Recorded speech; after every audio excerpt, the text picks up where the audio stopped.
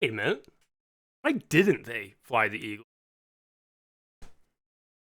I'm aware that's the submarine, not the actual.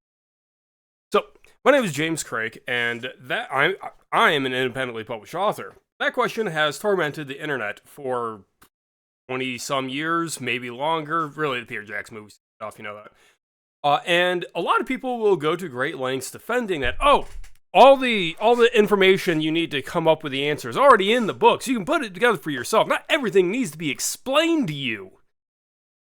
Some things do need to be explained. It is not correct for some world building or plot relevant things to be left to the reader's inference.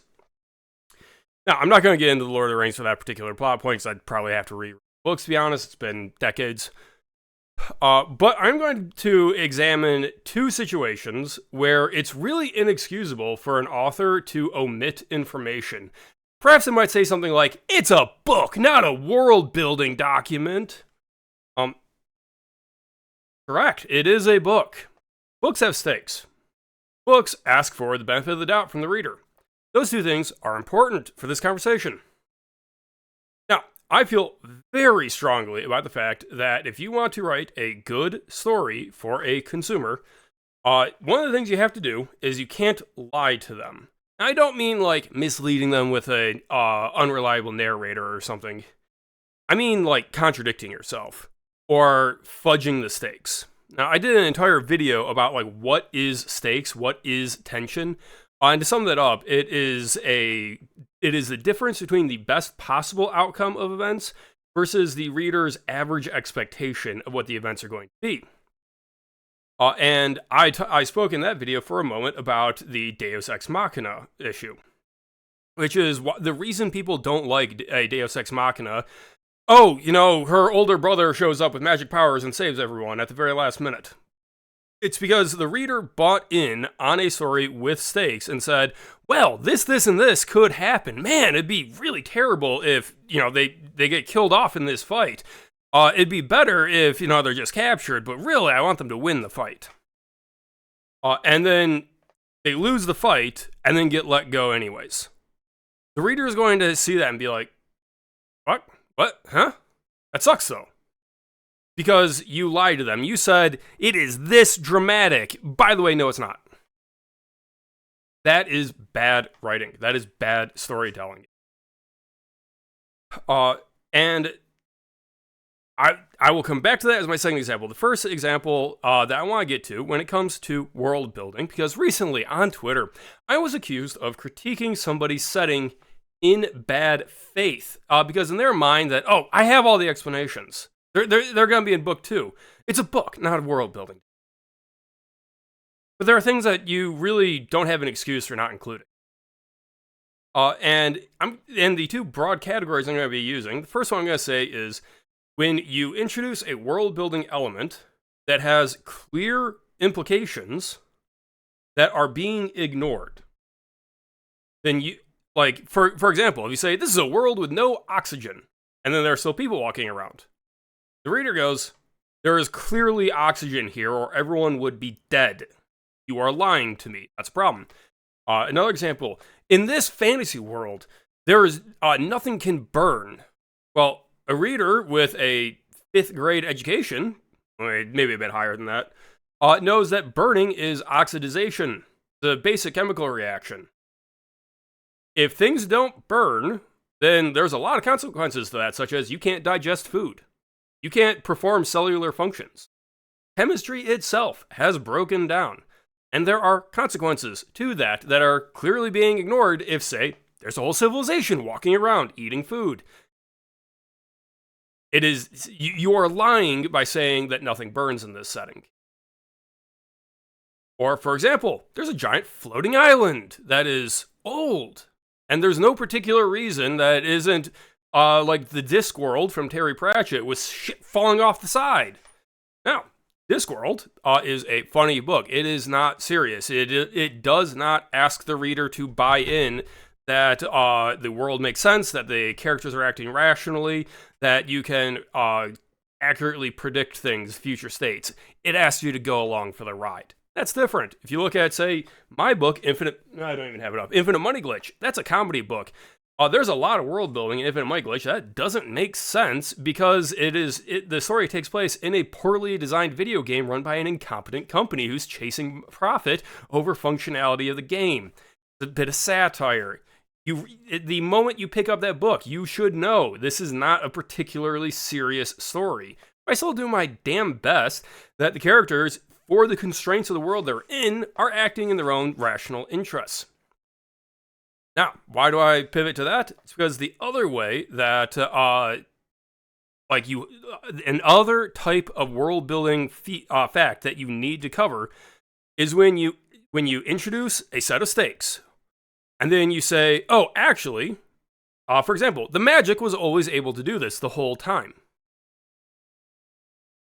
For example, if you reveal late in a fantasy military story, as an example, you reveal at the climax that actually healing magic has been an option this entire time. And you raise your hand and go, there is not one single field medic in the entire military healing people. If there was healing magic available this whole time, where are the frontline healers? Oh, that's in book 2, man. Don't worry about that. There's a reason in book 2. Well, maybe there is. But if you have sold somebody a complete product, they're under no obligation to buy the next one. That's supposed to be a complete product. They're going to judge it by itself. And if they see a clear and blatant contradiction, or at least for it to not be a contradiction, it means the characters in the story are completely stupid. It doesn't matter if you can come up with an explanation later. You're asking the reader to do undue work of conjecturing what the solution could be to fix your mistake. Especially when it's relatively easy to fix or something. To go back to the fantasy military example of healers, you just shouldn't have healing magic, or it should be a pivotal moment that healing magic has been discovered or something. There are solutions to it, and it shouldn't just be like, oh, this is just a thing. It didn't occur to him at the beginning, but, he figured it out later that he could do that. It's an application he just thought of in the spur of the moment.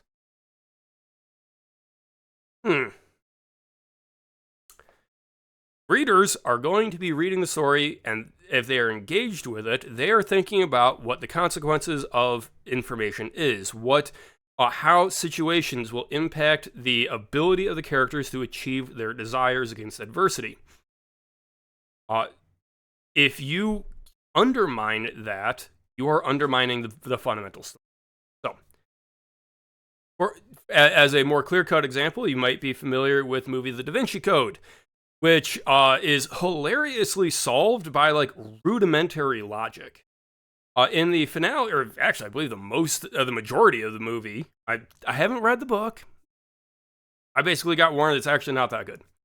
But the premise for most of the tension of that story is, there's a bomb on a live stream somewhere in one of these 1024 rooms, and we can see the bomb being live streamed.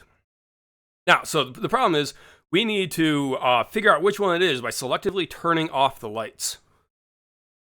And we're watching the live stream, so we're gonna wait and see which light switch is the one that turns off the light on the live stream.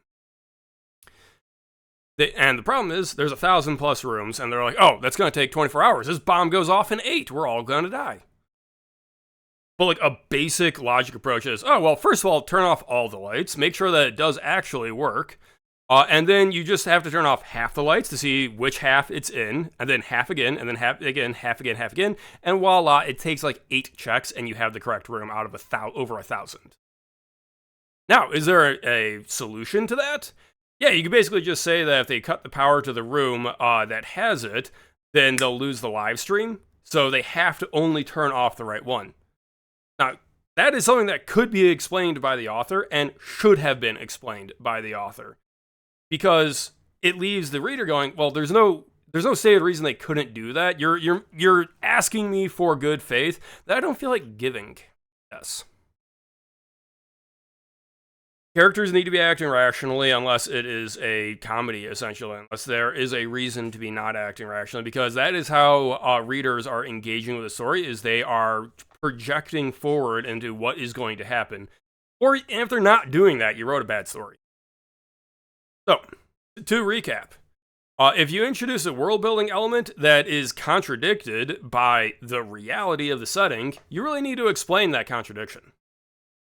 If you introduce a world building element that implies a huge group of people are completely stupid, maybe the answer is they're completely stupid, but is that really what you intended?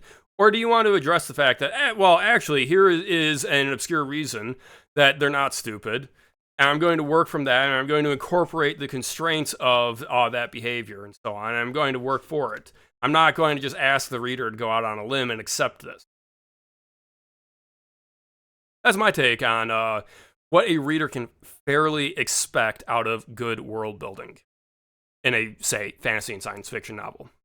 Now, if you want to check out some of the fantasy I've read, you can check out Low Key Connections right here. It's a bit of romantasy, it's a bit of adventure, it's about a bunch of friends going on an adventure and having fun. This is closer to Infinite Money Glitch in that there's a lot of comedic elements to it, but it's more on the romance side, roughly. Check it out, it's fun.